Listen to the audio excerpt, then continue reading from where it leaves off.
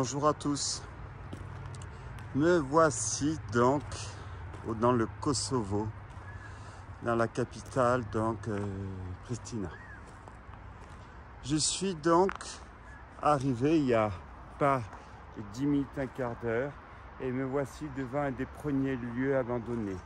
Alors tout le long, quand on vient de la Macédoine jusqu'ici, dans la capitale du Kosovo, on retrouve des maisons et des maisons abandonnées. Alors quand je dis abandonnées, vous n'avez que ça. Alors là, c'est plutôt des déconstructions qui se sont arrêtées en cours de route, dont on retrouve un peu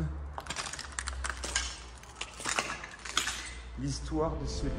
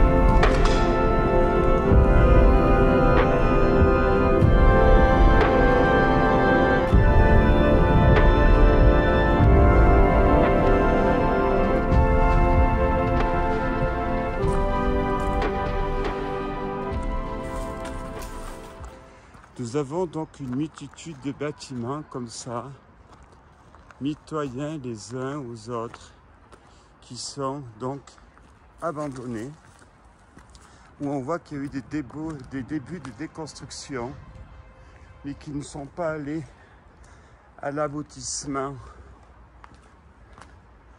de cette ambition de travaux.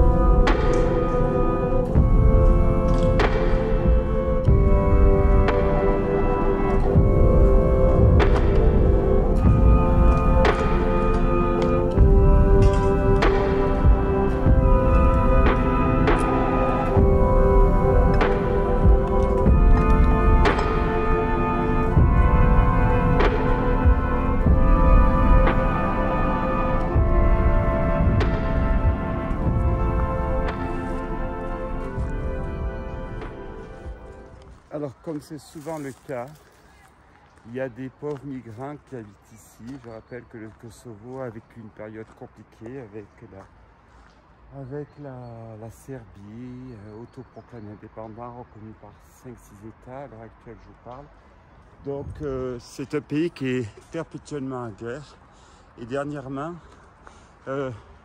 l'ONU a voulu envoyer des casques blancs à la frontière. Alors sachez pour information, c'est que là, pour revenir sur la partie donc serbe, pour moi ça pose des problèmes. Pourquoi? Parce que j'ai un passeport, mais il faut signer les identités. Alors je pensais à prendre les deux, mais c'est très important. Voilà, suivez-moi, continuons la visite de ce pays que j'aime beaucoup, que ce soit le Kosovo, la Serbie. Je me parlerai bien de prendre parti parce que je ne maîtrise pas du tout le sujet, hormis la fameuse Grande Serbia. Merci.